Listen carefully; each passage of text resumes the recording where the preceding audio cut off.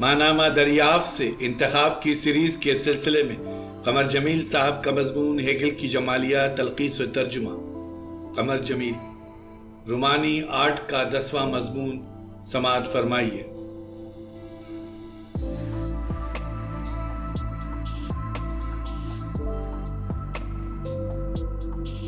Aristo اور servants کی عظیم تخلیقات کے بعد شجاعت کی کہانیوں کا خاتمہ ہو جاتا ہے اور ان کی جگہ جدید فکشن آ جاتا ہے۔ رومانی آرٹ کے خاتمے کا یہ تیسرا اور آخری حصہ ایسا ہے جس میں رومانی فکشن رونما ہوتا ہے، جسے ہم جدید اصطلاح میں ناول کہتے ہیں۔ ناول سے پہلے شجاعت کے قصے اور دیہاتی زندگی کی تخیلی کہانیاں لکھی جاتی تھیں۔ رومانی فکشن دراصل شجاعت کی وہ کہانیاں ہیں جن میں حقیقی موضوع سنجیدگی سے لکھا گیا ہے۔ اب حادثات اور اتفاقات کی جگہ ایک مستحکم شہری معاشرہ اور ریاست نے لے لی ہے، چنانچہ ان عجیب و غریب خیالات و مقاصد کے بجائے جن کے پیچھے سردار سرگرداں رہتے تھے، اب مقامی انتظامیہ، عدالتیں، فوج اور سیاسی حکومتیں آ گئی تھیں۔ اس لیے اب قصوں کے جو ہیرو تھے ان کا رویہ بھی سرداروں جیسا نہیں ہو سکتا تھا، چنانچہ قصوں میں بھی بنیادی تبدیلیاں آنی ضروری ہو گئی تھیں۔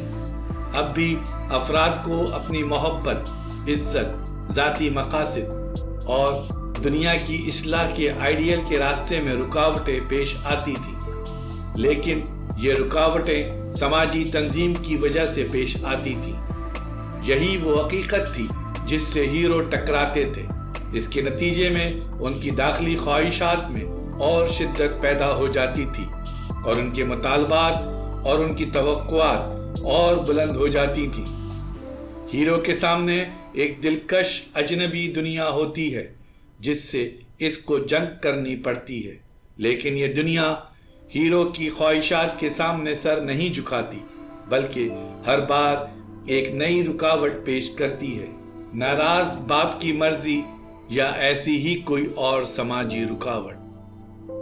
یہ نئے ہیرو زیادہ تر نوجوان ہوتے ہیں جنہیں اسی دنیا میں اپنا راستہ آپ بنانا پڑتا ہے، جو صرف اپنے مقاصد سے دلچسپی رکھتی ہے اور ہیرو کے آئیڈیل کو کوئی اہمیت نہیں دیتی۔ اس قسم کے لوگوں کے لیے جو آئیڈیل پسند کرتے ہیں، ایسے ہیرو کے لیے خاندان یا مذہبی زندگی یا معاشرہ، ریاست، قانون، پیشہ اور دوسری رکاوٹیں ہوتی ہیں، اور یہ چیزیں ہیرو کے آدرش، دلی تمناؤں اور آرزوؤں کو دبانے کے کام کرتی ہیں۔